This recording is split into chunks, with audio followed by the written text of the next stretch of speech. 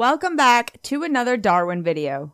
This time, all I can say is roll tide. Yep, that's right, Alabama. If you enjoy Darwin Awards, this is the channel for you. Leave a like and consider subscribing so you never miss a new video. Let's see what Alabama has to offer us. Number 10. Go long. Joe and his friend were having a grand old time drinking away the day after a grueling day of work at the farm, when one of them decided, hey, let's have a quick game of catch. But instead of grabbing a football or a baseball or any other kind of ball, they grabbed a live rattlesnake and started tossing it back and forth. As you can imagine, this game didn't last long at all before the snake got tired of being caught by the tail repeatedly and swung back and forth. While the friend narrowly escaped with his life, Joe, on the other hand, did not. On October 6th, 1995, Joe lost his game of catch and lost his life. Number 9. Campfire go boom. There really is nothing like ending the night with a campfire and a group of friends. 20-year-old Michael thought so too. In 2015, Michael and his friends had built a small fire in a fire pit behind his home. When the night was nearing its end, Michael decided to be responsible and put the fire out. He did not decide to be smart and checked to make sure he grabbed water. He grabbed a jug and started dousing the fire. It was gasoline. The fire ran up the can and boom!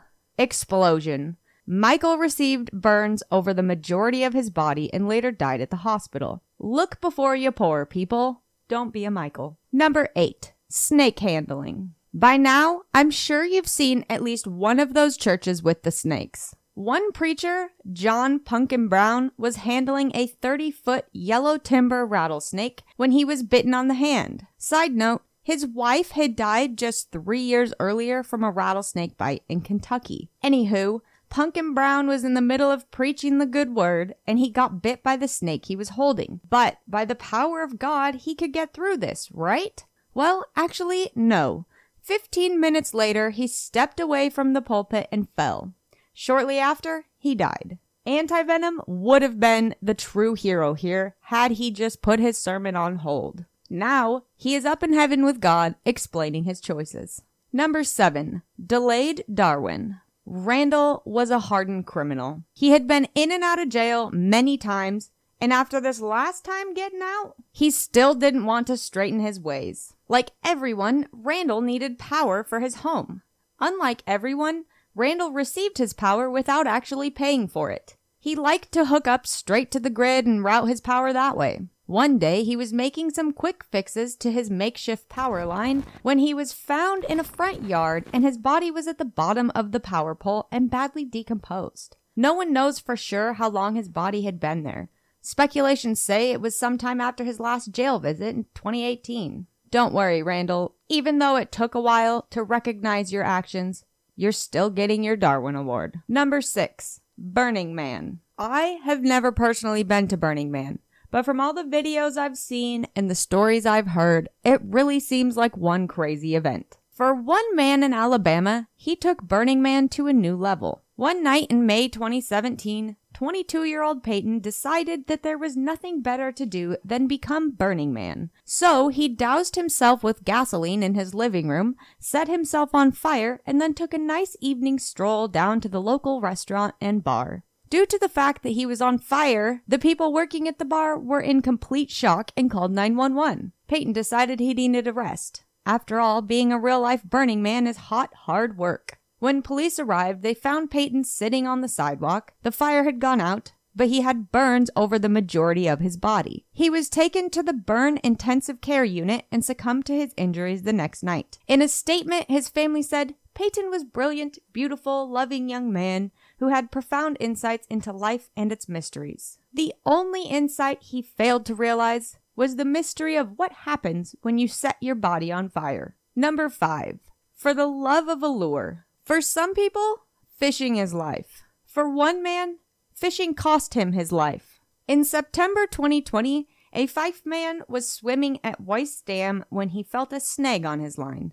Finally, a fish. That fish decided to put up the best fight it could and actually won. Fife Man dropped his fishing pole into the water and decided he wasn't about to lose it. So he jumped in the water after it. May I quickly recommend not swimming near a dam, or not swimming if you can't swim well. No word if he ever found the fishing pole. His body, however, was later found by emergency responders. As a person who enjoys fishing myself, I think I would chalk that pole up to a loss. It would be better than risking my life. Maybe his lure had personal value in it, enough for him to dive in after it. I guess we will never know. Number 4, tree trimming. When doing tree trimming by yourself, safety is essential. Gene thought so too. So he put on a harness, attached a rope, and safely climbed the tree to get to that pesky branch. All that's left to do now is cut the branch with his chainsaw. He did cut the branch, but that's not the only thing he cut. He also managed to cut his safety rope, the only thing holding him safely to the tree. Yep, like butter, his chainsaw went through the first tree limb, mission accomplished, and then his rope, subsequently causing him to fall 20 feet to the ground below. He was taken to the hospital alive, but later passed away from internal injuries. Will people ever learn to let the professionals do the job? I honestly doubt they ever will. Number 3, bush hog lawnmower. Hogs are definitely not to be messed with. One Alabama man named Larry was mowing his lawn when he saw a hog caught up in a garden hose and decided he would free the animal. So he hopped off his lawnmower and started to free the hog.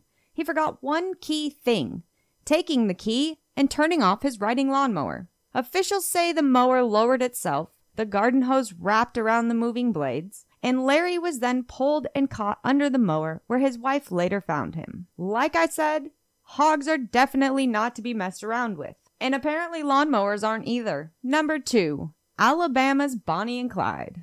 In January 2020, an Alabama couple decided they wanted to be just like Bonnie and Clyde. So they decided to rob, drumroll please, a Walmart. Their getaway car, a U-Haul. Crystal, 34, and Jimmy, 32, were seen on Walmart cameras loading items into a cart and then leaving the store without paying. The couple was in the middle of taking the stolen items out of the cart and putting them in the back of their U-Haul when police came and ruined the whole thing. The couple immediately got in the U-Haul and attempted to evade police. Good luck with that. U-Hauls stick out like a sore thumb. Alabama state troopers were attempting to pull them over. Are you shocked they couldn't get away? Me either. When Crystal thought it would be a good idea to leave the vehicle and escape on foot. Only she didn't wait for Jimmy to stop the U-Haul first. She just jumped right out. She then slipped under the still-moving vehicle and was run over. Jimmy, it turns out, already had a warrant out for his arrest. So he's gonna have a lot of time to ponder his next theft without Crystal by his side. Today's bonus is only a bonus because he already had the chance to reproduce before he won his Darwin Award. Hopefully, his children will learn from his mistake, though, and grow up to be a bit more wise than their dad. Alabama dad was taking his daughter out to the car to change her diaper bag in tow, and not only was there baby supplies in the diaper bag, but also his gun. And it was loaded to boot. The man was changing the baby's diaper when the gun went off, hitting him. He was taken to the hospital where he later succumbed to his injuries. Diaper bags probably aren't the best place to stow a loaded gun. Number 1. What's in the bag? Ernest, 36, was booked into jail one Friday morning for failure to appear in court, stemming from 2018 charges due to illegal substance activity. According to officials, just after 8 p.m., other inmates observed Ernest showing signs of a seizure and alerted jail officials. He was then taken to a hospital where he passed away. What had really happened? Why did Ernest start seizing randomly while in jail? Well, apparently he wasn't about to let some silly jail time interfere with his illegal substance activities. So he swallowed a bag of it before entering into jail that fateful Friday. Once inside the jail, the stuff inside his stomach decided it didn't want to stay there. The bag ruptured and started seeping into his bloodstream. No word on the specific illegal substance that was inside the bags, but it wasn't something pleasant by the way things turned out. Thank you for watching Darwin Awards from Alabama. Thanks for liking. Thanks for subbing. Stay safe, my friends.